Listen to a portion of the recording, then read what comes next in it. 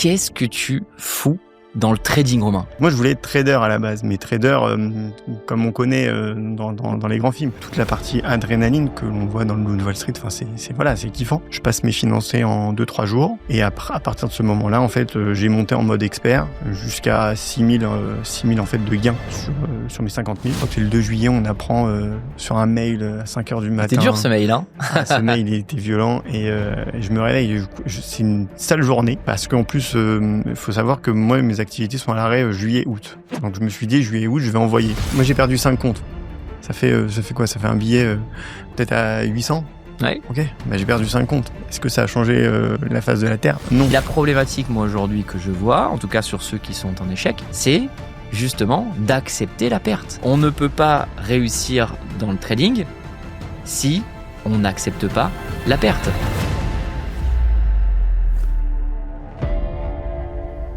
Bonjour à tous, alors aujourd'hui j'ai un invité un peu spécial, il s'appelle Romain, il vient de la région parisienne et il a seulement 29 ans, et ce qui est assez intéressant, ce que vous allez découvrir en tout cas, c'est que ce trader est rentré il y a à peu près 7 mois dans l'école et il a réussi à défier les statistiques dans la mesure où il a déjà fait plusieurs encaissements auprès des propres firmes, ça se chiffre à 6 000 $, sauf erreur de ma part. Et il se retrouve aujourd'hui avec à peu près 750 000 $ de comptes financés, dont pratiquement 18 000 $ qu'il détient chez la propre firme Tradify. Donc le but de ce podcast, qui va être extrêmement intéressant, c'est d'essayer de comprendre son parcours. Vous allez un petit peu découvrir sa vie, ce qu'il a mis en place pour pouvoir atteindre ce type de performance. Et puis on va finir ce podcast avec 3 conseils qui sont vraiment essentiels, qu'il va falloir écouter, en tout cas si vous voulez réussir votre carrière dans le trading. Donc restez bien jusqu'à la fin, ça va être vraiment très intéressant, surtout si vous avez envie de réussir dans ce métier-là. N'oubliez pas de vous abonner à la chaîne et d'activer la petite cloche pour être au courant de la sortie des nouvelles vidéos. Allez, on y va, c'est parti avec Romain qui va nous parler de son début de carrière prometteur dans le trading. Alors Romain, bienvenue. T'imagines même pas à quel point je suis content de te recevoir. Moi aussi. Comment tu vas? Très bien, très très bien. Alors j'ai envie d'attaquer fort. Ouais. Qu'est-ce que tu fous dans le trading, Romain? Je te connais maintenant, hein, tu m'as raconté un petit peu ton histoire et tu vas l'expliquer devant nos auditeurs. Comment tu es arrivé là? Raconte-nous tout. Janvier, je vois en fait une publication Insta pour une conférence en fait. Et puis j'avais un peu de temps à perdre et je me suis dit on va y aller. Mais déjà, ça veut dire que t'es paramétré, enfin ton Instagram, il est déjà un petit peu paramétré sur liberté financière, argent. Ouais, parce que en fait, c'est mon activité aussi principale, donc je suis beaucoup ça sur les réseaux sociaux. Et puis j'avais entendu parler de la propre firme par des copains, mais pour moi c'était une arnaque. Le trading, je n'y connais rien du tout. Je connaissais les futurs parce que en tant que conseiller en investissement financier, tu peux le conseiller, mais on le conseille pas parce que c'est trop risqué. Et puis ce qui s'est passé, j'ai écouté ta conférence. Et pour tout te dire, je me suis dit ouais, bon, c'est un peu gros quand même.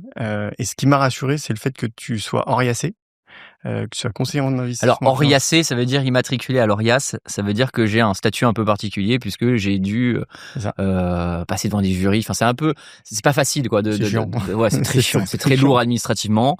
Et c'est vrai que j'ai ce statut-là. Et je communique pas trop là-dessus d'ailleurs. Mais là, t'avais communiqué. Et en plus de ça, ce qui m'a encore plus rassuré, c'est qu'on est dans la même chambre professionnelle. La CNCGP? Ouais, la CNCGP. Et donc, du coup, j'ai dit, bon, ça déjà, c'est rassurant. J'ai mis du temps à réfléchir parce que j'ai peut-être mis 3 semaines à réfléchir pour passer le cap de la formation. Parce qu'en fait, je me suis dit, attends, comment tu vas t'organiser? Parce que j'ai un emploi du temps qui est quand même très chargé. Et en fait, j'ai trouvé séance 8h, 10h. Et j'ai dit, bon, on va se lancer, on va voir où ça nous mène. Et puis voilà comment je suis arrivé dans le trading. Donc, en gros, ce qui t'a intéressé, c'est quoi dans le trading?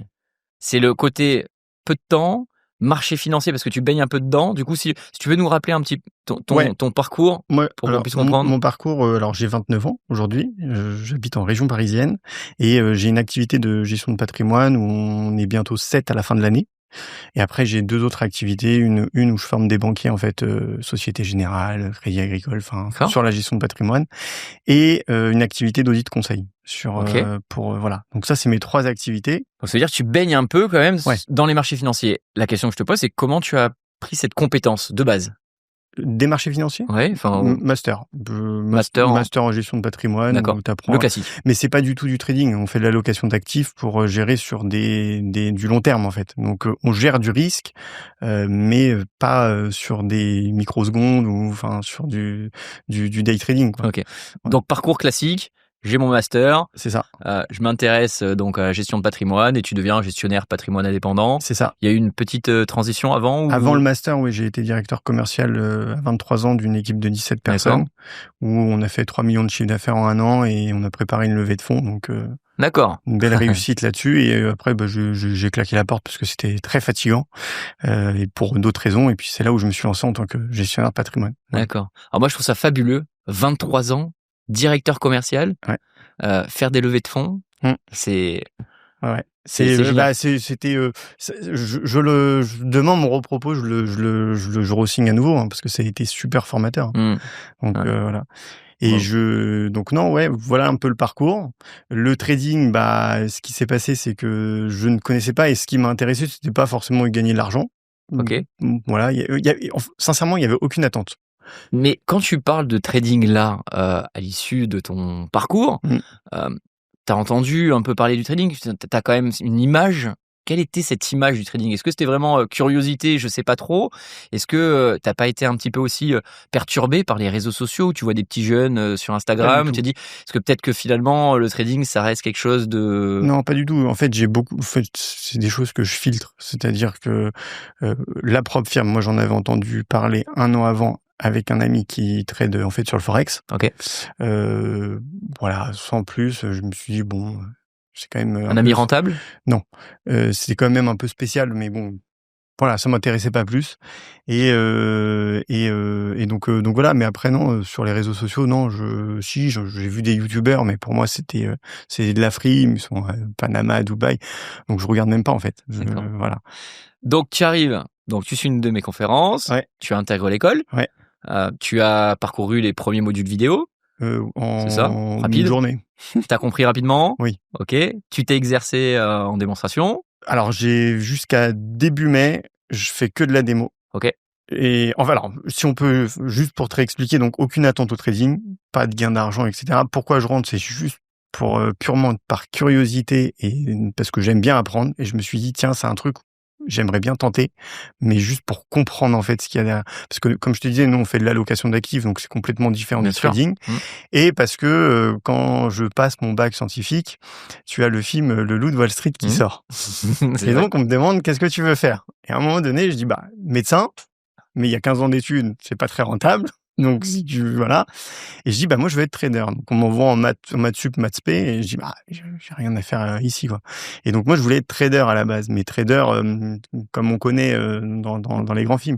Mais c'est quoi du coup qui t'a fait kiffer finalement? C'est ce prestige dans ce que tu as vu dans les films, parce qu'il y en a beaucoup finalement qui se disent ouais, moi j'aimerais bien être trader. En fait, ça me donne envie, c'est l'excitation, les salles de marché, c'est Ouais, alors il y a ça, il y a l'argent aussi. Il y a l'adrénaline. Ouais, c'est même pas une question d'argent parce que je pense que quand tu fais bien ton boulot, l'argent vient et la récompense de tout ce que tu mets en place. Donc je pense que t'as pas besoin de dire je veux gagner 10 000, 15 000 ou 20 000. Ouais.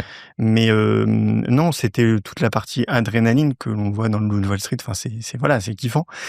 Et puis ça, c'était mes débuts, on va dire, c'était ma jeunesse. Et donc c'est ça qui m'a fait kiffer et la facilité aussi de se dire comment c'est facile, ça a l'air facile en tout cas de se faire ce métier-là. Je l'ai pas réalisé. Et c'est vrai que quand j'ai vu ta conférence, j'ai dit je vais m'intéresser parce que j'avais toujours cette idée en tête. Donc je prends la formation sans attente particulière, juste pour apprendre. Et donc je fais de la démo jusqu'à début mai et je me dis bon, ça fonctionne.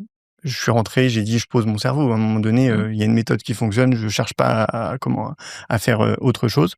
Et donc je reviens de vacances mi-mai et là je dis je vais prendre 2 financés. Je passe mes financés en 2-3 jours.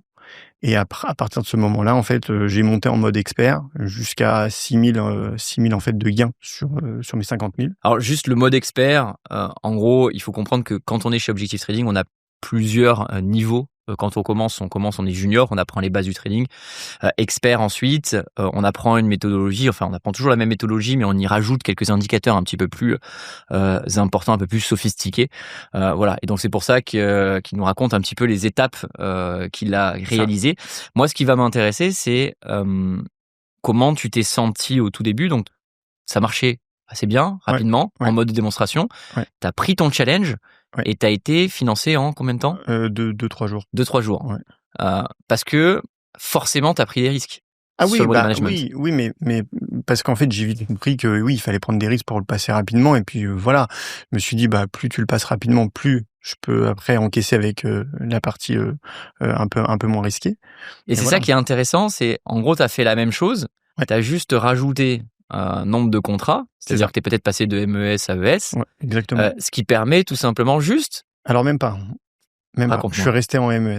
C'est juste que parce que t'as passé en 3 jours. En MES. Je mets un peu plus de contrats en MES. D'accord. Parce que voilà, c'était pour essayer de le passer rapidement. Ok. Parce que tu peux faire des clôtures partielles sur le MES que tu peux pas faire sur le ES. Voilà. Tout à fait.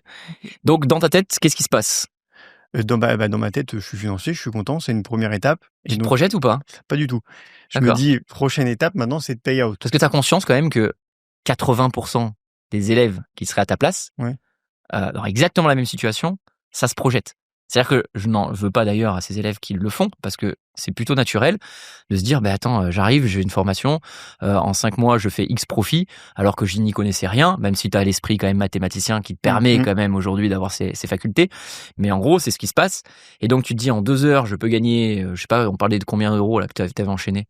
J'ai dû faire 750 ou 800, un truc comme ça. 750 Non, 1000, j'ai fait 1000. D'accord. 1000 parce que 3 jours, donc 1000 à peu près. Oui, d'accord. En fait, pour valider ton challenge, t'as fait 3, tu l'as eu en 3 jours, c'est ça? 3 sessions où t'es allé au plafond des gains. En fait, tu sais que tu pouvais perdre $1000 et en gros, parce que c'est $1000 par jour, et tu t'es dit, soit je gagne 1000, soit je perds 1000. C'est ça. Et puis t'as enchaîné 3 journées gagnantes, ce qui te fait 3000, validation de compte et c'est parti. Complètement.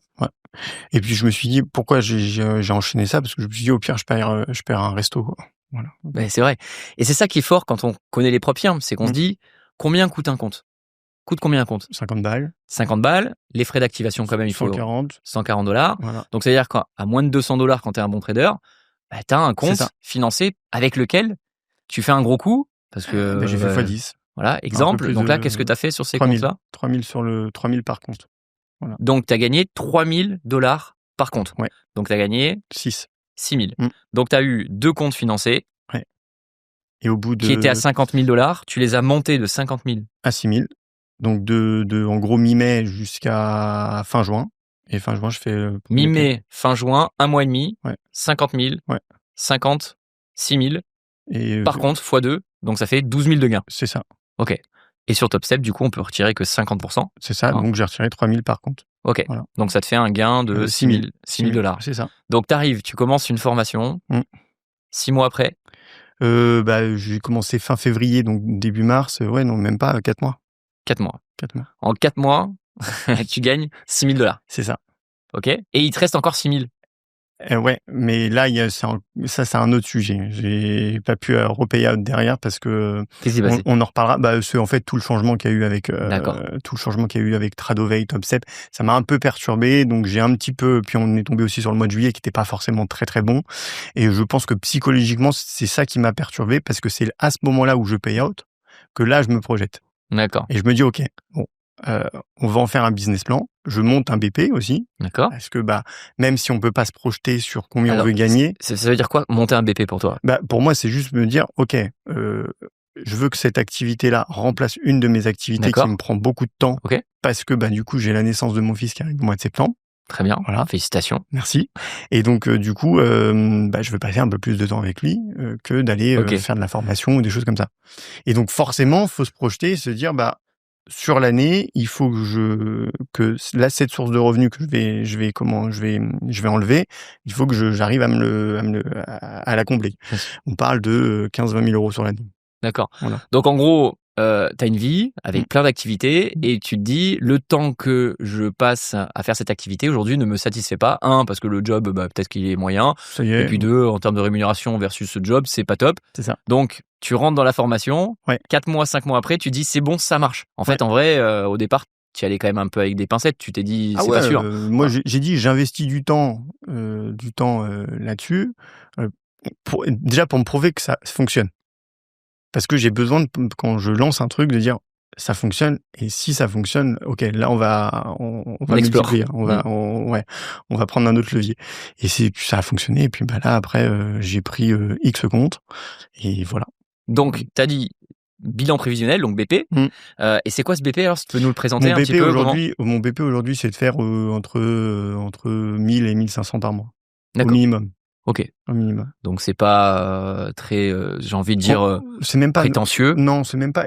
Moi, je le réfléchis même pas au mensuel. Je le réfléchis en annuel. Il faut 15K à l'année. D'accord. Et 15K à l'année, c'est largement atteignable. Si on fait pas n'importe quoi sur les marchés.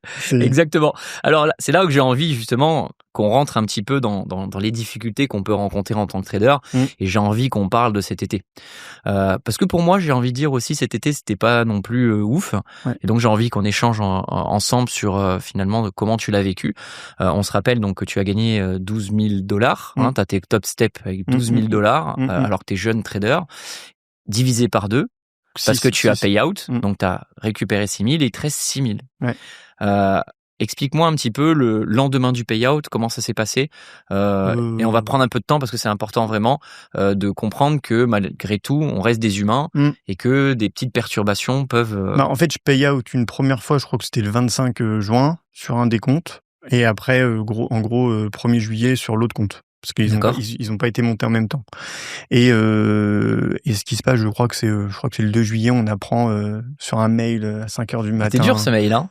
Ce mail, il était violent et je me réveille. C'est une sale journée parce qu'en plus, il faut savoir que moi, mes activités sont à l'arrêt juillet-août. Donc je me suis dit juillet-août, je vais envoyer parce que j'ai du temps. Voilà, et je vais envoyer au niveau des challenges pour vraiment aller chercher le maximum de comptes. Et ce qui s'est passé, c'est que ça m'a mis dedans, en fait. Le mail m'a mis dedans, parce que je me dis, qu'est-ce qu'on va faire? J'ai $6 000, donc j'explore différentes propres firmes. Donc je perds forcément sur différentes propres firmes, parce que je connaissais pas les règles et tout ça. Après, je perds pas non plus, on parle de 200 ou 300 balles, donc c'est pas dramatique. Et en fait, sur TopStep, j'en vois un petit peu pour essayer d'aller re-payout. Et j'ai fait des mauvaises journées. Et je pense qu'il y a aussi l'aspect psychologique de se dire, il y a Tradovate qui s'arrête, donc on va essayer d'envoyer un petit peu plus pour aller chercher le maximum. Ouais, il faut rappeler ce qui s'est passé en fait du mail, par ce mail que nous avons reçu au mois de juillet par TopStep. TopStep a tout simplement dit qu'ils arrêtaient de travailler avec Tradovate. La problématique, c'est que nous, notre programme de formation, donc chez Objective Trading, est fait sur Tradovate. En fait, tout est construit pour travailler sur Tradovate. Et on a notre principale propre firme, et c'est ma principale propre firme également. C'était, en tout cas, TopStep qui nous dit, ça y est, bye bye, on arrête avec Tradovate. Maintenant, nous allons proposer que notre plateforme qu'ils ont créée, donc elle s'appelle TopStepX. Et moi, j'ai dit, non, les amis, on ne travaillera pas avec TopStepX parce qu'il manque pas mal d'indicateurs, il y a pas mal de choses qui font qu'on ne peut pas travailler avec TopStepX.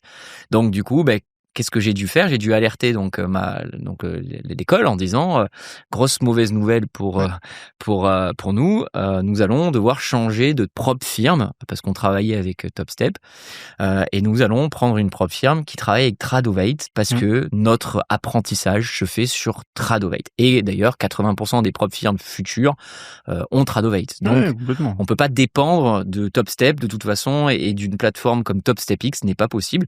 Nous, ce qu'on veut, c'est avoir une dépendance auprès, j'ai envie de dire, d'une plateforme de trading, d'un broker, parce que Tradovate est un broker futur, sur lequel on peut finalement bâtir sur du long terme. Oui. Et donc moi j'ai été le premier touché par cette problématique, on est deux. Mais toi, ce qui est marrant, c'est que tu l'as pris également pour toi, alors que c'est vrai que tu vois le chantier pour moi que ce fut cet été de devoir tout réorganiser, modifier, c'était vraiment très compliqué. Et c'est vrai que là où je veux en venir, c'est que ce que tu as vécu est tout à fait normal. C'est-à-dire qu'en fait, tu étais habitué à travailler d'une manière Ouais. presque routinière, et puis d'un coup, on t'enlève C'est ça. cette petite routine, on te met un petit grain de sable dans quelque chose qui fonctionnait bien, Ouais. et tu te retrouves complètement déstabilisé. Et quand tu as un jeune, j'ai envie de dire peu d'expérience dans ce métier-là, même moi j'ai été un peu déstabilisé, mes performances elles ont légèrement diminué en tout cas sur l'été. Derrière je me dis qu'un trader comme toi, ça a dû pas être évident. C'était le flou pendant 2 semaines. Pendant 2 semaines. Et d'ailleurs, j'en ai profité pour aller sur TopStepX. Donc je ne recommande pas, bien sûr, parce que pour plein de raisons. Et donc j'ai passé 5 challenges à 150 000. Donc là, je me suis dit, je vais envoyer un petit peu plus. Maintenant, c'est pas parce que on en reparlera, mais c'est pas parce que tu as un compte à 150 000 que ton money management passe forcément avec du ES. Enfin voilà, on pourra en reparler si tu veux, mais money management s'applique comme un compte à 50 000. Et ça, pareil, je les ai passés en 2 jours, et je vais sur la plateforme TopStepX. Donc 2 jours c'est le minimum Ouais. sur TopStep parce qu'il C'est ça. t'exige 50%, donc tu l'as eu en 2 jours. Tu vas sur la plateforme, ok. Voilà, et puis en fait, donc je suis très content, j'ai 750 000, je les ai toujours, mes comptes, et le truc c'est que je fais des profits, et il y a plein de bugs, des connexions à droite, à gauche, des bugs graphiques, des fois il y a même des décalages de bougies entre Trado et TopStepX, et voilà, et donc Bon après c'est possible, je veux pas mettre finalement accuser TopStep ou X, mais c'est que changement de plateforme pour eux, tout neuf. Je pense qu'au tout début il y a eu à avoir des problèmes techniques. Je pense qu'aujourd'hui ça doit mieux tourner. Oui, complètement. Et je pense qu'il y a ça, et donc j'ai un petit peu délaissé ces comptes-là parce que ils sont un petit peu en PLS en ce moment. Ouais. Voilà. Donc j'ai donc mis tu t'es recentré sur du coup sur d'autres propres firmes. Ouais. Donc du coup j'ai 3 comptes à 150 sur Tradovate, enfin avec la plateforme Tradovate chez des propres firmes. D'accord. Ok. Complètement. Donc t'es chez qui là du coup Tradify. Voilà. Ok. Et au mois de juillet j'ai passé 5 comptes chez Apex. D'accord. Ça s'est bien passé. Et puis, par contre, je les ai perdus au mois d'août. D'accord. Voilà. Et pour quelle raison? Drawdown Fever, et parce que, comme je te disais, on a eu la nouvelle méthode pour passer les challenges et le matelas, et que j'avais pas compris. Donc du coup, j'ai un petit peu envoyé trop fort. Ouais. J'ai dit 5 comptes parce perdus, que tu avais, mais t'avais fait les modules vidéo ou non, ils étaient pas encore sortis. Si. T'avais tout fait. J'avais fait les modules, mais ça avait changé entre temps sur une journée, et puis j'ai dit on va envoyer, et puis en fait, il y a 2-3 spécificités que j'avais pas compris, et c'est comme ça, j'ai dû le perdre en 5-6 jours, quoi. Donc j'ai dit écoute, c'est pas grave, j'ai mes 3 comptes, ça se passe bien, et puis c'est pas grave, on reprendra d'un compte quand on aura fait le prochain payant. Donc là, tu es sur Tradify. Alors, ils sont comment tes comptes? Très bien. Je suis au matelas de sécurité. Il me manque 3 000 pour payout. D'accord. Voilà. Ok. Donc matelas de sécurité, ça représente quoi par contre? 6 000. 6 000. Donc là, tu as 156 000 par compte. Ouais. Donc ça veut dire que tu as 18 000 $ de profit réalisés sur des comptes Tradify. Et que j'ai commencé à réellement monter à partir du 15 septembre. Parce que en fait, je les ai passés, je me suis concentré sur d'autres comptes au mois d'août. Le mois d'août et juillet a été catastrophique. Et après, il y a eu la naissance de mon petit, et en gros 15 jours off, et j'ai repris le 15 septembre, et j'ai monté mes matelas. Là, on est le 25, on a encore 10 jours. Ok, très bien. Donc comment tu te sens? Bien. Mais moi, j'ai jamais douté de l'activité. Même quand TopStep a changé, j'ai pas douté, parce que je me suis dit on va retrouver une propre firme. C'est juste que ça m'a mis un coup au moral, voilà. Et donc non, je suis très content, et pour le coup là me projette sur l'activité. Voilà. D'accord. Donc comment tu vois les choses là? Comment est organisée la journée? Parce que là aujourd'hui, pour moi, tu es un modèle de réussite. Merci. En tout cas. Tu as démarré, j'ai envie de dire, de pas grand-chose dans le trading. Tu as suivi les étapes. Tu es aujourd'hui à un niveau où tu as compris que la plupart des personnes qui commencent le trading n'arrivent pas à atteindre ce niveau-là en si peu de temps. Donc, tu fais partie quand même des exceptions. Moi, ce que j'aimerais, c'est que tu essaies d'apporter des conseils, en fait, essayer et je vais t'aider à le faire aussi, de donner des bonnes pratiques pour pouvoir réussir dans ce métier. Parce que, je sais pas, tu peux donner aussi ton avis, mais c'est pas un métier facile. Non.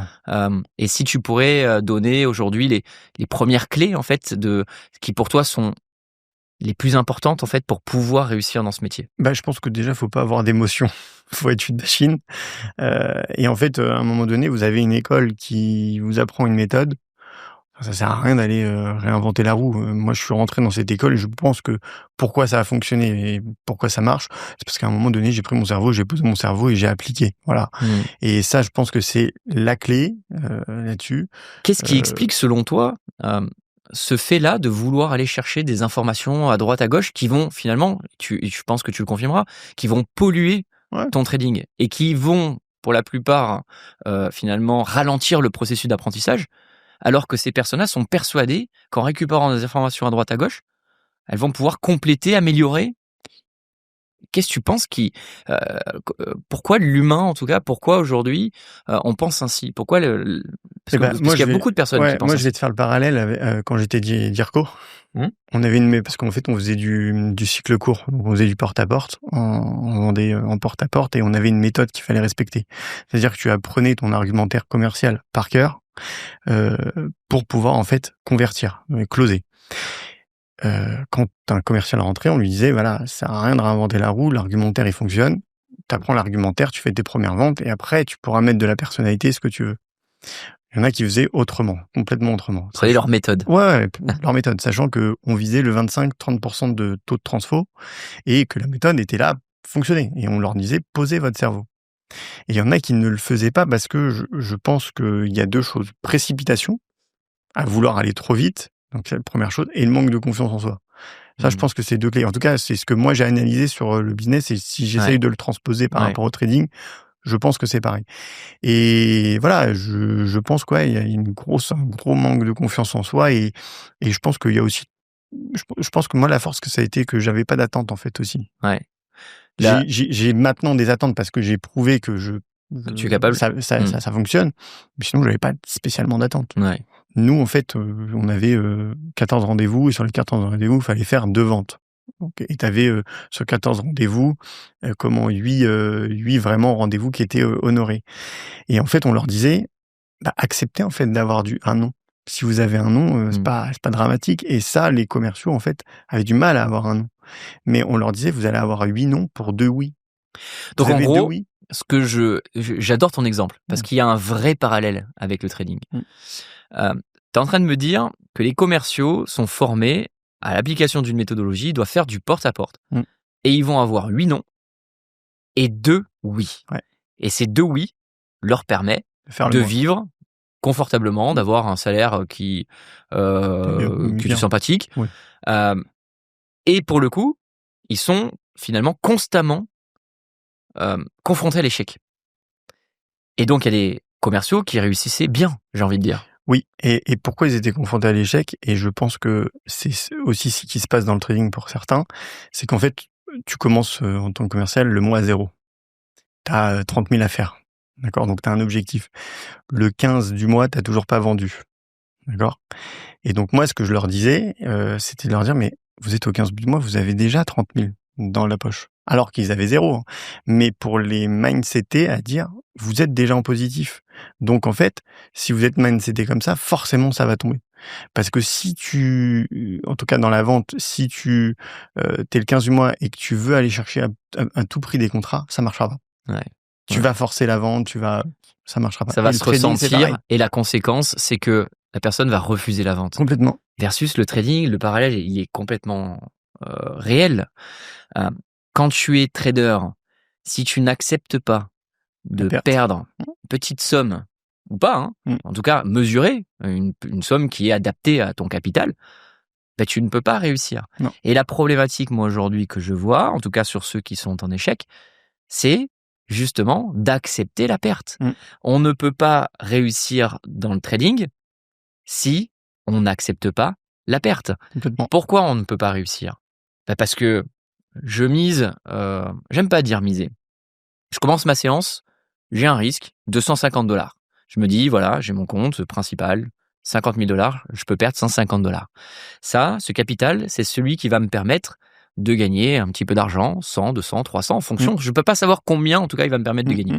Mais tout ce que je peux dire, c'est que ce capital-là, je le mets en danger, mais ce capital-là, il ne m'appartient même pas. C'est un capital virtuel qui est mis à disposition par une propre firme. Et c'est un capital, finalement, sur lequel j'ai payé une petite cotisation au départ, il y a quelques mois. Et derrière, je peux l'utiliser et finalement le dépenser, le perdre, et même si je le perds, il se passera rien. Comment on peut expliquer finalement qu'un trader peu expérimenté se mette dans un état pas possible parce qu'il a perdu 150$ sur un trade ou 2 trades ou 3 trades et finalement ait envie de changer un peu le cours des choses en disant je vais perdre 150. Non, en fait, j'ai pas envie de perdre 150. Je veux continuer et je veux récupérer ces 150 parce que j'aurais pas dû les perdre, parce que j'ai été dérangé, parce que j'ai fait une erreur. Certainement une bonne raison. Mais en gros, on change notre comportement. On sait ce qu'on doit faire, mais on va pas le faire parce qu'on a été touché. Peut-être c'est une question d'ego aussi, mais on a été touché parce que derrière, j'ai perdu.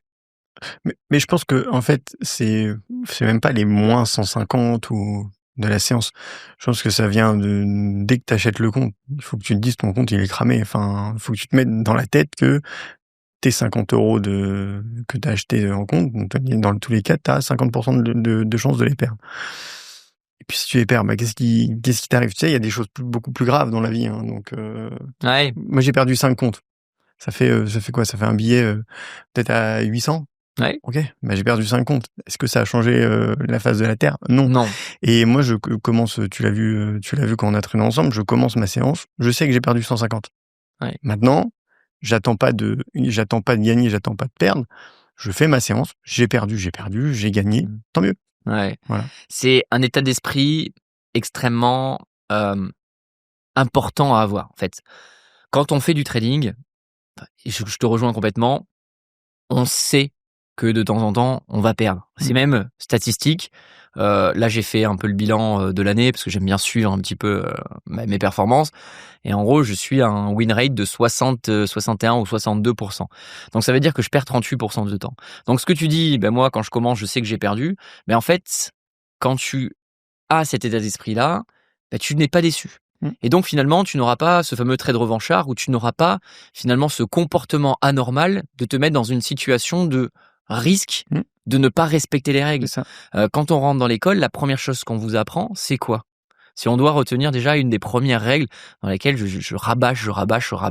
Le respect du money management. Le respect du money management. C'est le plus important. Et c'est vraiment essentiel parce que quand tu démarres une séance, tu as un money management.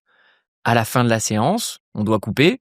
Où est-ce qu'on en est? Est-ce qu'on a tout perdu? Enfin, est-ce qu'on l'a mis en risque? Est-ce que ce money management a été respecté? Est-ce que j'ai encore du gras? Est-ce que je peux encore prendre des trades dans le respect de ce money management? Tout ça, c'est des questions qui sont essentielles pour un trader, pour avoir des repères, pour avoir tout simplement le cadre. Et j'arrive souvent à faire ce parallèle entre, pour différencier le trader indépendant, donc qui sont toi et moi, et le trader en salle des marchés, tu sais, institutionnel. Mais c'est pas pareil, il est drivé par d'autres personnes aussi. Et nous, en tant que trader indépendant, en fait, c'est que avant d'être trader, c'est un métier d'entrepreneur. Et moi, c'est ça que j'aime bien dire, c'est que tu commences ta séance de trading. Ce matin, on avait 150 à perdre. C'est ton coût de revient, comme si tu achetais ta marchandise que tu la revends 300 balles. Voilà. Ouais, j'aime bien donner ce parallèle-là du commerçant artisan. En fait, on compare avec un jardinier. Comparons avec un jardinier. Le jardinier, il arrive, il se lève le matin. Qu'est-ce qu'il fait? Il a l'URSSAF. Il a l'URSSAF à payer. Bon, s'il a l'URSSAF, ça veut dire qu'il a du personnel, ça veut dire qu'il est rentable, ça veut dire qu'il gagne de l'argent quand même. Donc, c'est plutôt une bonne nouvelle. Mais il doit mettre de l'essence dans son camion. Il doit réparer ses machines, ou en tout cas acheter des machines, ou en tout cas faire en sorte qu'elles fonctionnent bien. Il doit payer son salarié. Il a même pas commencé sa journée. Il doit payer moins 500, moins 1000, moins 2000, moins 3000 en fonction de la taille de l'entreprise. Toi, t'es trader, tu commences. T'as zéro. Finalement, t'as pas de charge. Seul coup, c'est allez, tiens, tu mets 200€ sur la table parce que cette séance, tu la sens bien. Et donc, tu vas trader. Donc, ok, je peux perdre 200$. Si la séance se finit, je les ai perdus, Si la séance se finit, grâce à ces 200, j'ai réussi à gagner 300, là, je suis content. Mais et j'aimerais bien parler de ça avec toi, ce qui est pas évident parce que nous, on a compris le truc, mais c'est pas le cas de beaucoup de personnes. Il y en a beaucoup qui se cherchent encore, qu'ils soient dans l'école ou pas, qui se disent oui, mais moi, j'y arrive pas, moi, mentalement, c'est dur pour moi, etc. Ils sont confrontés à des émotions qui vont alterner, j'ai envie de dire, d'une heure à l'autre. En gros, c'est j'ai un trade, il est gagnant, tout va bien, je me sens bien, je me sens fort, j'ai l'impression d'avoir raison, mon cerveau, il va sécréter des hormones plutôt positives. Je vais avoir dopamine, etc. Versus cette même position qui était super bien. J'étais à 2 doigts de la clôturer, je suis trop bien dans la partie. Et là, d'un coup, ça se retourne. Et là, je me retrouve, je passe de $200 à moins $200. Là, chimiquement, qu'est-ce qui se passe? Tu transformes finalement un sentiment de bonheur, ta dopamine, en sentiment de stress et de doute. En gros, de la cortisol. Ouais. Et là, t'es super pas bien, quoi. Ouais, bah oui. Et là, moi, ce que j'ai envie, c'est d'aider les personnes à expliquer qu'il faut relativiser. C'est ça. Qu'il faut réussir à se dire, cet état émotionnel que vous pouvez avoir derrière votre écran n'est pas normal. Si vous l'avez, il faut s'arrêter. C'est compliqué. C'est compliqué parce que moi je l'ai pas vécu, mais cet état émotionnel, je l'ai eu quand même. Ce que je te disais, c'est juillet-août, activité à l'arrêt, forcément, et donc je gagne, je perds le matin. Donc tu t'es ressenti pas bien à ce moment-là? Non, c'est pas bien, mais j'avais besoin quand même d'aller regarder les marchés, même si je ne tradais pas l'après-midi, je regardais quand même les marchés, voir ce qu'ils faisaient. Et parce que je pense que c'est de l'anticipation sur. Je pourrais même pas te dire ce que c'est en fait. C'est dur. Non, je pense qu'en fait, en tant que jeune trader, il y a une envie forte de réussir et que probablement ils sont prêts à tout, en tout cas pour tous les moyens à mettre en place pour pouvoir et l'émotionnel, voilà. Et je pense que si le meilleur conseil, c'est de débrancher en fait. C'est de dire et ça, je sais pas comment expliquer, comment faire, mais à un moment donné, on commence la séance de 8h, 10h. On pose notre cerveau, il y a 150 qui sont posés. OK. Et à la fin de la séance, on termine. Et à la fin de la séance, peu importe le résultat, voilà, on refait pas le match, quoi. C'est-à-dire, on voit le match à la fin du mois. Exactement. C'est souvent cet état-là émotionnel que j'essaie de faire éviter à nos élèves, c'est de se dire, la séance, elle est terminée, il est 10h, on peut être déçu parce qu'on n'a pas eu le résultat escompté, on peut être super excité parce qu'on a eu le résultat escompté, mais finalement, on devrait être totalement neutre. C'est-à-dire qu'à la fois, même quand on gagne, moi ça m'est arrivé de voir des élèves, des juniors qui me disent ouais, j'ai enchaîné 10 séances, merci, c'est incroyable, et je n'ai pas d'autre choix que de dire calme-toi en fait. C'est du début, du démonstration, donc je vais pas dire c'est la chance du débutant, c'est juste peut-être le marché qui est favorable, donc il faut surtout garder les pieds sur terre et ne pas commencer à tirer les plans sur la comète et de dire ça y est, c'est bon, c'est fait, et à l'inverse, quand on a des résultats négatifs, se dire oh, c'est pas grave, ça reste encore une fois des décisions que tu as prises, qui sont bonnes ou mauvaises, ou c'est les marchés ou peu importe.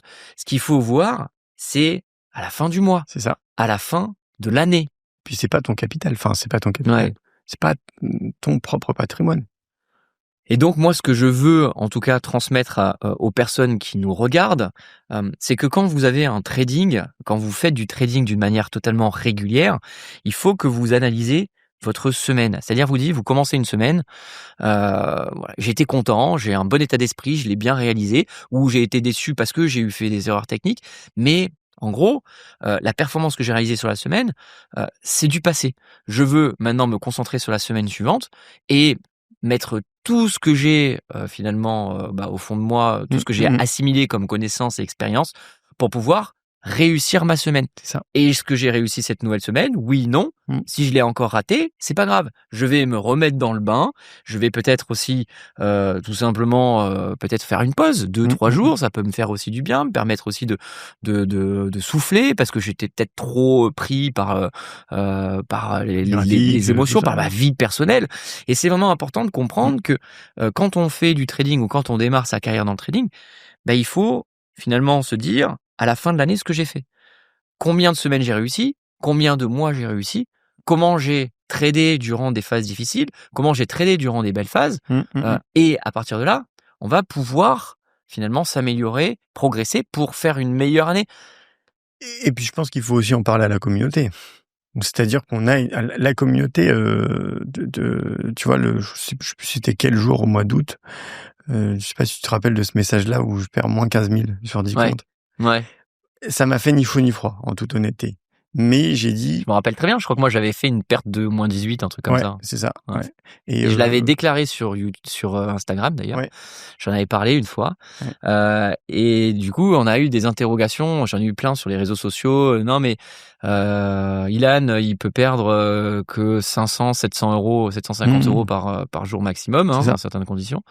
Et là, il a perdu 18. Je comprends pas. Et souvent, on a des messages qui sont pas compris parce que vous ne savez pas exactement ce que je fais parce que vous n'êtes pas dans l'école, vous n'êtes pas au même niveau. Dans l'école, parce que dans l'école t'as aussi junior, expert, pro, et que quand on est en pro, on peut se permettre de perdre un peu plus que la moyenne dans des conditions spécifiques.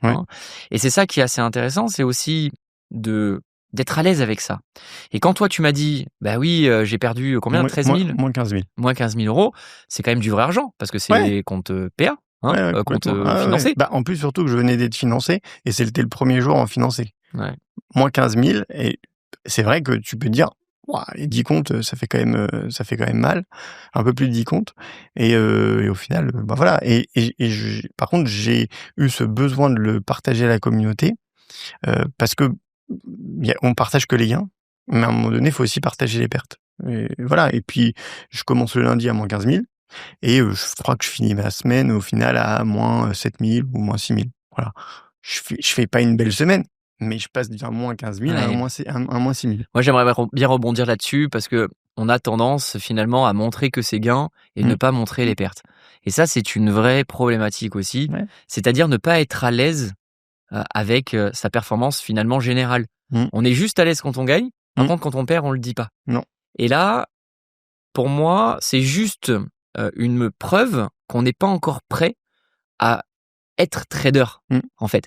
Ça veut pas dire qu'on le sera pas, mais ça veut juste dire qu'on n'a pas encore assimilé les qualités d'un vrai trader.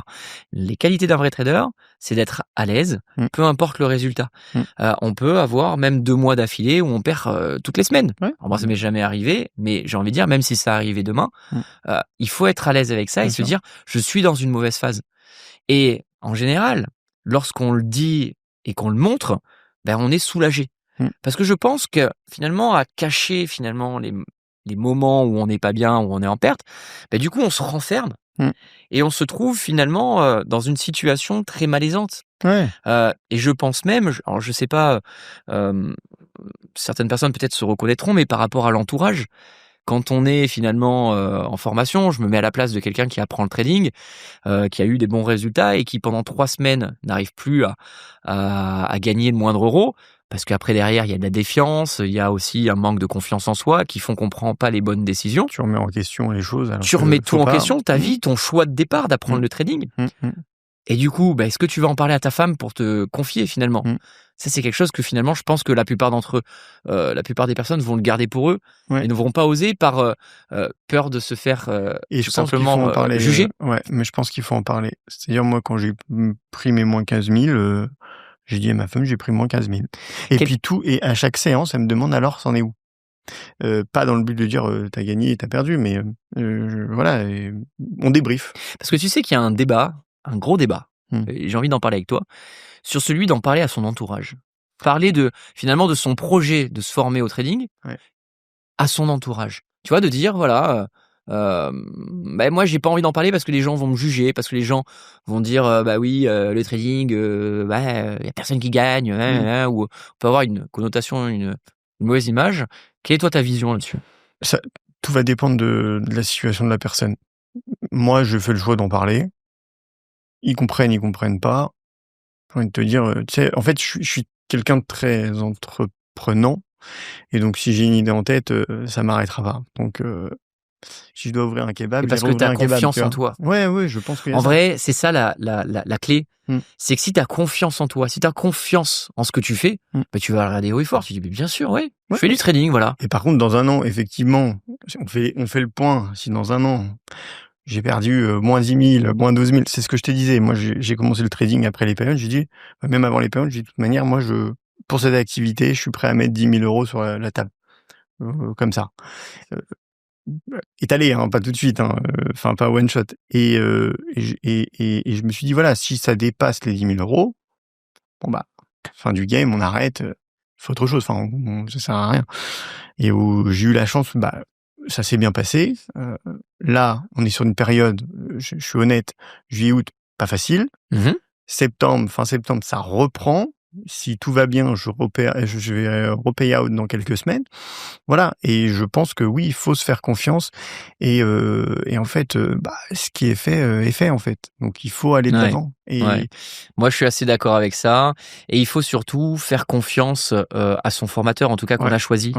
Là, c'est pas évident aussi, parce qu'on pourrait parler des formateurs sur les marchés financiers. Et c'est vrai qu'il y a une problématique aujourd'hui quand on regarde les réseaux sociaux.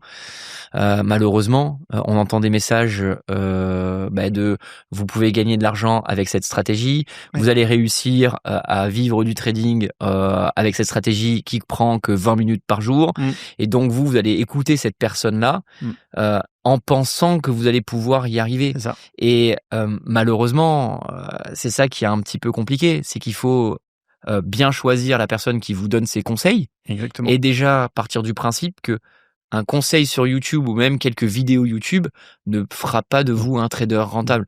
Est-ce que toi, tu partages un petit peu cet avis? Est-ce que toi, tu penses qu'une personne seule, autodidacte, est capable de réussir en trading au bout de X années? Non, parce que si on parle juste d'un produit d'épargne simple et classique qu'on peut trouver et qu'on peut faire seul, d'aller faire son propre PEA ou compte titre ou assurance vie, c'est compliqué. Donc là, on est quand même sur le trading sur un autre niveau. Pour moi, non. En fait, moi, je dirais que la personne peut réussir à vivoter, mais vraiment vivoter. Mais le problème, en tout cas, c'est vraiment le sujet que je retiens, en tout cas de mon expérience et de ce que je vois avec les rencontres des élèves et avec les réseaux sociaux, c'est qu'en fait, quand tu prends des informations à droite à gauche, tu auras toujours le doute de savoir si ce que cette personne te dit fonctionne. Et donc, tu as monsieur X trader de Dubaï ou de trader je sais pas où qui te dit en faisant ça, tu vas gagner de l'argent.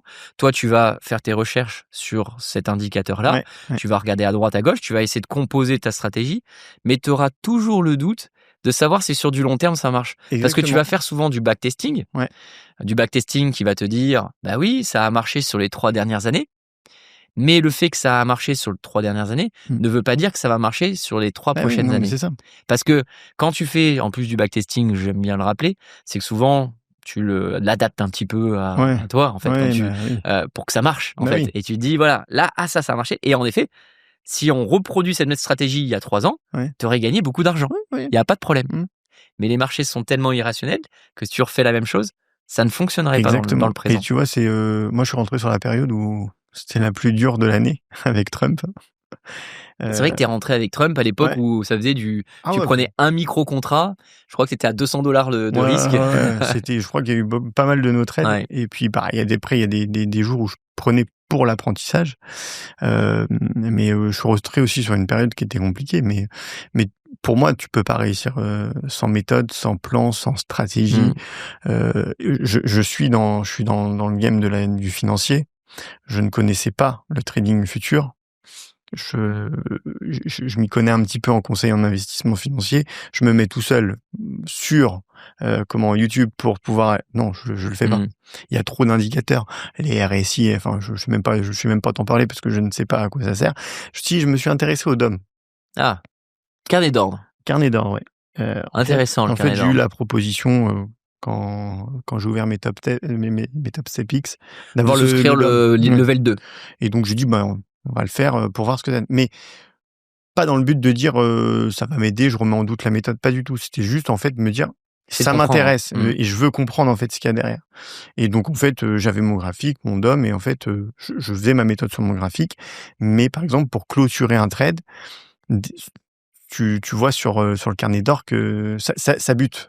Et donc là, je clôturais. Je me dis, mais en fait, tu le vois sur le carnet d'ordre, mais tu le vois aussi sur le graphique. Complètement. Après, ce qui est intéressant sur le carnet d'ordre, c'est de voir la profondeur. En fait, tu peux voir le nombre de contrats en direct, mais il faut aussi comprendre que dans le carnet d'ordre, il y a pas mal je vais pas dire de manipulation, c'est pas forcément de la manipulation, mais il y a des ordres qui vont bouger, et donc tu vas peut-être prendre des décisions en te disant, ben là, il y a un gros paquet d'ordres. C'est ça. Tu vas avoir 500 contrats et tu vas avoir tendance à dire, ah ben s'il y a 500 contrats, je vais mettre mon stop loss juste au-dessus Alors avant qu'en ces fait, 500 contrats. au Et bout ces d'une 500, ils vont bouger en ouais, fait. ouais, Tu vois, il va y avoir du spoofing, il va y c'est ça. avoir des choses qui font qu'en fait, faut pas oublier que le carnet d'ordre, il est encadré par les market makers. C'est ça. Hein, c'est ni plus ni moins que des algorithmes qui font tourner en fonction des décisions des investisseurs, des grands gérants de fonds, etc., qui prennent constamment des décisions, des ordres, qui font finalement, qui apportent ce lot de décisions dans le marché, et les market makers vont apporter la liquidité, c'est-à-dire qu'ils, par rapport à ce flux, vont rajouter des ordres de manière automatique. Complètement. Et donc,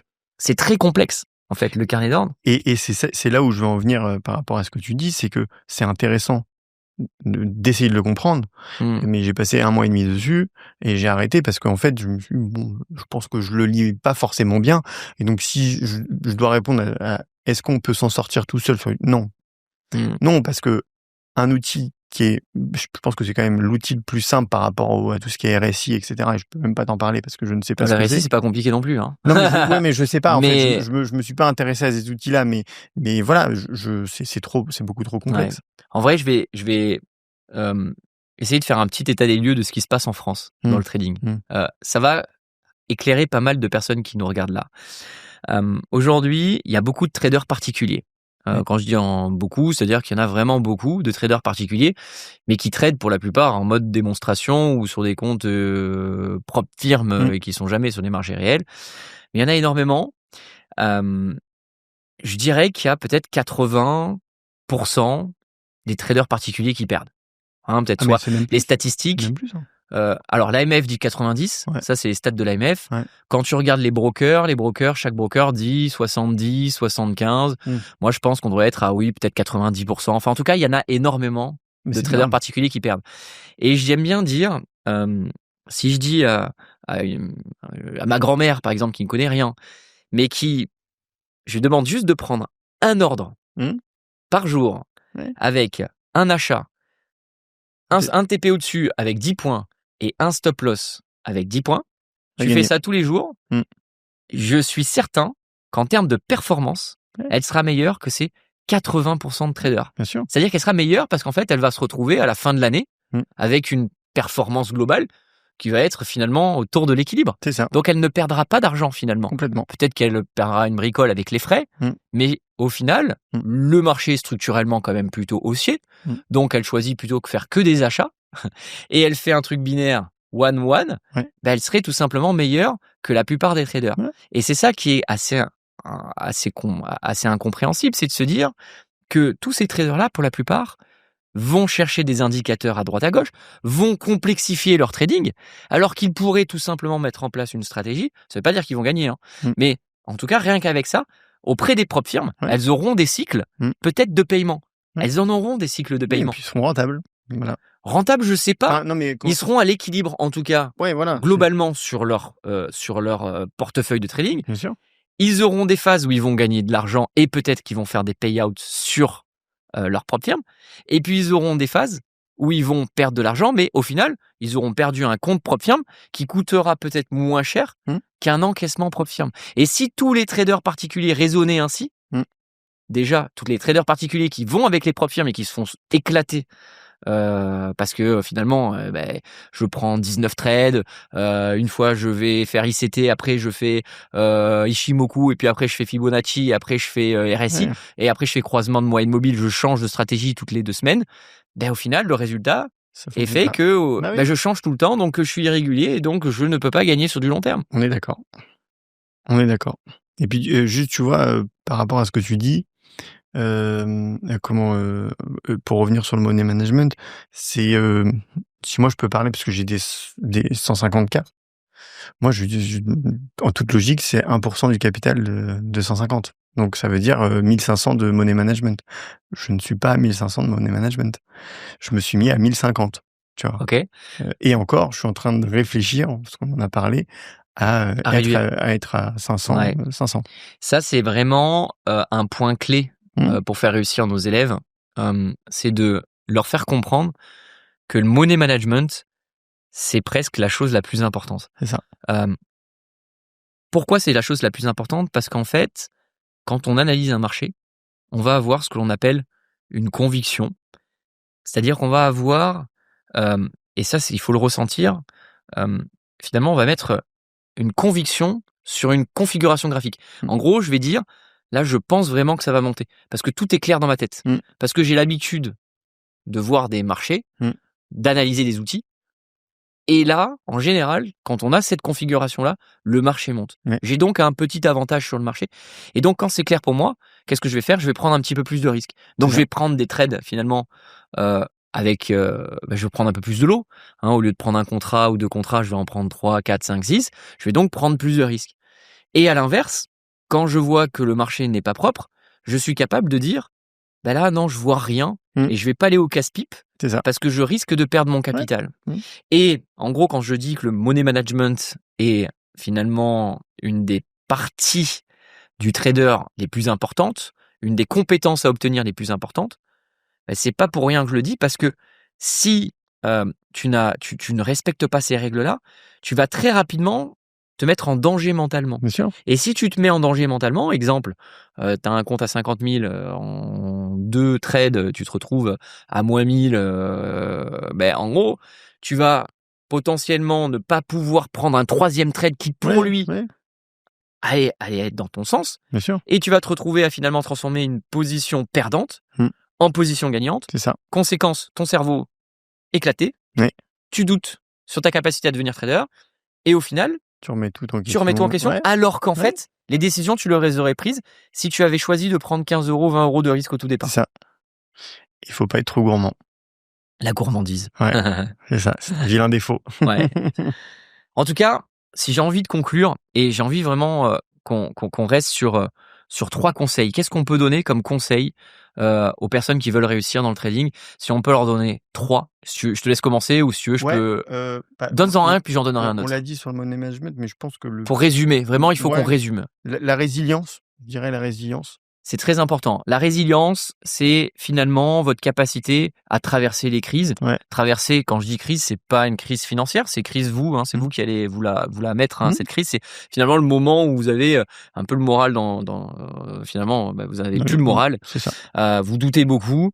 Et donc, en gros, il faut juste se dire, tranquille, le trading, ça s'apprend avec le temps. Et c'est pas parce que pendant 3 semaines, je n'ai pas réussi à trader pour XX raisons que je dois tout remettre en question. Donc la résilience, on va le garder. Ça, c'est vraiment quelque chose de très très important pour pouvoir réussir sa carrière dans le trading. Et puis alors j'ai peut-être pas le mot de comment mais ce qu'on disait au début, c'est à dire qu'à un moment donné, faut poser son cerveau et juste appliquer. Ok. Donc je sais pas comment on pourrait le dire. Alors là, ça c'est un côté important. Tu as raison. C'est que si on fait confiance à quelqu'un, c'est-à-dire qu'en gros, on n'a aucun doute sur le fait que cette personne-là est un trader et qu'elle gagne bien sa vie. À ce moment-là, encore une fois, il faut vraiment ne pas avoir de doute là-dessus, parce que si vous avez un doute, forcément, ça va pas marcher. Donc il faut se dire, voilà, j'ai aucun doute sur le fait que cette personne, elle gagne sa vie grâce au trading. Donc à partir de là, cette personne, il faut l'écouter. C'est ça. Et donc ce que tu viens de dire, c'est tout simplement écouter la personne qui te forme. Parce que tu ne deviendras pas trader seul, tu vas te reposer sur quelqu'un dont le métier, enfin en tout cas le second métier, moi je suis trader aujourd'hui avant tout, mais j'ai un second métier, c'est vous apprendre le trading. Et donc, il faut vous reposer sur moi et vous dire, voilà, je lui fais confiance, et ce qu'il me dit, je l'écoute, quoi. Parce que tu sais, moi, quand j'ai démarré Objectif Trading, je disais, il faut pas perdre plus de 1% de son capital. Donc quand tu es à 50 000, tu es à 500 $. Et pourtant, tu te retrouvais, moi au début, avec la moitié de la promo. À l'époque, c'était des promos de 10 personnes, tu vois, maxi. Il y avait 5 ou 6 personnes qui avaient déjà envoyé des 1000 $, quoi. Et tu dis, mais est-ce que je ne suis pas clair quand je dis il faut pas perdre plus de 500 $, et toi tu perds 1000 $? Et souvent on me disait, ah oui, non, mais il fallait que je touche le feu, il fallait que je teste pour pouvoir me rendre compte qu'il fallait pas. Et, ok, on a compris. Ce que je veux dire par là, c'est que quand on dit, et maintenant, aujourd'hui, ça se produit plus, tu vois, quand je revois les élèves, que je fais les promos de suivi, etc., je demande qui a déjà dépassé les 500 $. Il n'y a plus personne. C'est-à-dire, moi, non, jamais. Il y en a une personne sur un bon nombre de personnes qui me dit, oui, moi, j'ai dépassé une fois 580 $, et elle avait l'air coupable. Et j'ai adoré, tu vois. Et ça, j'adore. Parce que je vois maintenant, parce que tu sais qu'en plus, maintenant, on a le journal de trading connecté, donc on voit exactement les trades de tout le monde. Et c'est génial. Et c'est en fait expliquer que quand on est quand on rentre, qu'on apprend un métier, bah, il faut écouter.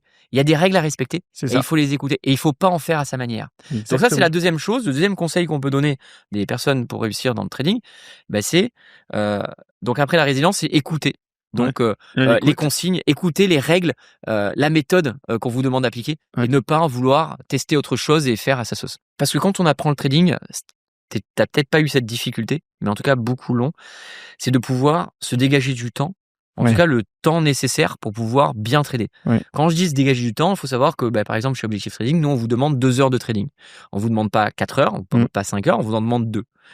Mais ces 2 heures, il faut les avoir d'une manière très détendue, zen, Ouais, complètement. et il faut être très organisé dans sa vie. Ouais. Parce que le problème qu'on rencontre finalement quand on veut faire du trading, c'est qu'on a une vie personnelle et une vie professionnelle, c'est-à-dire qu'on a un travail qui prend 35 heures, 39 heures, même 40 heures pour certains. Et donc, on se retrouve finalement en difficulté pour pouvoir organiser notre session de trading avec un job dans lequel on fait beaucoup d'heures, avec des enfants à gérer, avec des courses à faire, avec l'entretien de la maison. Et donc, on se retrouve finalement dans une difficulté à être totalement zen devant sa séance. Exactement. Et tu peux pas trader, tu trades pas un 8h, 10h comme, tu vois, on a tradé pour s'exercer le 15h, 17h, mais moi, je n'y vais pas sur le 15h, 17h. Parce que je pense que là, je m'arrache les cheveux. Parce que c'est pas du tout la même façon de trader que le 8, 10h. Et le soir, la méthode scalping, c'est encore différent. C'est encore quelque chose, c'est encore autre chose. Et encore, tu vois, si, parce que je me suis intéressé à la méthode scalping pour voir ce que c'était. T'as essayé ou pas? J'ai essayé, ouais. J'ai essayé sur une séance. Ok. Et juste Est-ce que tu l'as compris déjà? Parce qu'en fait, il y a aussi ça, c'est que quand tu fais du trading après au bout de quelques mois, même avec ton niveau, tu sais maintenant, tu comprends les marchés. Et tu comprends que finalement, ça va plus vite. Ouais, complètement. Et puis c'est la même chose que le 4 heures, 5 minutes, sauf que tu sais, 30 minutes, 1 minute. Et je pense que, tu vois, je n'aurais pas pris 8 heures, 10 heures, je vais sur la séance du soir. Tu serais plutôt du soir. Parce que je trouve ça plus sympathique de trader le soir, par rapport au dynamisme que rend la séance, tu vois. Ouais. Ça veut pas dire que il faut s'envoyer ou quoi que ce soit, hein. Je trouve que ouais, c'est un peu plus dynamique que le matin. Ouais. Parce que des fois, les matins, tu peux vite t'ennuyer. Maintenant, moi, je suis pas là pour jouer. Donc, je t'avoue que le 8h, 10h me va bien parce que c'est un business où 8h, 10h, je prends mes 200 balles, basta. Et donc, le 8h, 10h me va très bien. Et donc, ouais, non, voilà, c'est vrai que ça, je suis d'accord avec toi. Si tu arrives à trouver du temps et du coup, d'être rigoureux, ça, c'est important. Yes. Tu traites pas aujourd'hui, c'est pas grave. Mais par contre, c'est trouver sa régularité, son organisation dans sa vie. Je trade du lundi au vendredi. Si je suis disponible que 3 jours, je trade que 3 jours. Mais j'ai une routine qui se crée. Complètement. Et quand je démarre ma séance, je m'assois. J'ai mon écran. Je suis totalement zen. Je sais ce que je vais faire. Ça va marcher, tant mieux. Ça marche pas, c'est pas grave. Je vais passer à autre chose et je ferai le bilan à la fin du mois. Et là, souvent, quand on fait cet exercice-là, on se dit, ah ouais, mais finalement, ces fameux 70 € là, et puis 30 € là, et puis 40 € là, quand j'additionne tout ça, je me retrouve avec, je sais pas, 400 $ sur le mois. Et je me dis, ouais, mais en fait, c'était pas compliqué de faire ça.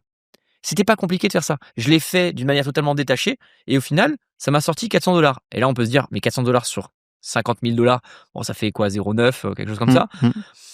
Ouais, mais finalement, 400 $ multiplié par 20, ça fait 8 000 €. Et puis remettez-le. Et j'ai travaillé 2 heures. Voilà, c'est ça. Remettez-le au temps horaire. Taux horaire, il est énorme. Bah oui. Oui. Même si je suis limité à 20, parce qu'en fait, on se dit, allez, 20, c'est déjà bien. 21 comptes, t'as bien fait de le dire. Même si on est limité à 21, mais j'ai ce privilège-là. C'est juste incroyable de se dire qu'en travaillant 2 heures, tu peux faire ce type de rémunération. Mais oui. Et puis en fait, c'est pas besoin d'aller chercher des 1000, 2000, 3000 par jour. Puis pour faire du 1000, 2000, 3000 par jour, même avec des gros comptes, faut envoyer. Ouais, tout à fait. Il faut être à l'aise pour envoyer ça. Yes. Donc on va rester là-dessus. On va terminer donc avec ces 3 conseils. La résilience. L'écoute. L'écoute de son formateur dans lequel on a confiance.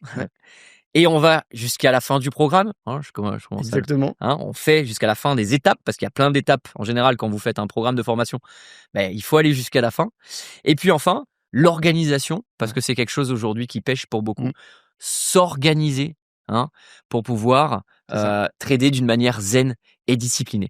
Je te remercie beaucoup en tout Merci à cas. toi. J'ai adoré partager ce moment avec toi. Moi aussi. On se refera un petit podcast dans quelques mois pour Allez. voir un petit peu l'évolution. J'aime bien le faire. Donc il y a pas mal de podcasts que j'ai réalisé avec des élèves. Et puis c'est bien après de voir leur évolution et c'est cool Avec après plaisir. parce que en plus il y a beaucoup de personnes qui nous suivent qui nous disent alors qu'est-ce qu'il est devenu, où on en est, etc. Donc on aura finalement on se donne rendez-vous dans je dirais dans 6 mois, 7 mois pour voir Après un petit peu où l'hiver. on est. Comme ça, Voilà, on il laisse fera passer chaud. l'hiver. Il fera chaud. Ok. En tout cas, si vous avez aimé ce podcast, n'hésitez pas à me le faire savoir. Vous avez juste à liker, ça nous permet aussi d'être bien référencés, donc ça nous fait vraiment plaisir, ça nous donne envie de continuer à tourner ce type de contenu qui a pour but de vous faire évoluer, de vous apprendre ce beau métier qu'est le trading. Si vous voulez réagir, n'hésitez pas à le faire, vous avez une zone commentaire, vous avez juste à écrire tout simplement, vous avez poser des questions à notre ami Romain, il sera très heureux d'y répondre. Moi c'est pareil, n'hésitez pas, si vous avez même des questions indiscrètes, il faut y aller, on est là aussi pour ça, pour vous apporter la vérité sur ce milieu-là. Donc voilà, on était très heureux de passer un moment avec vous, on vous souhaite une bonne journée, on vous dit à bientôt.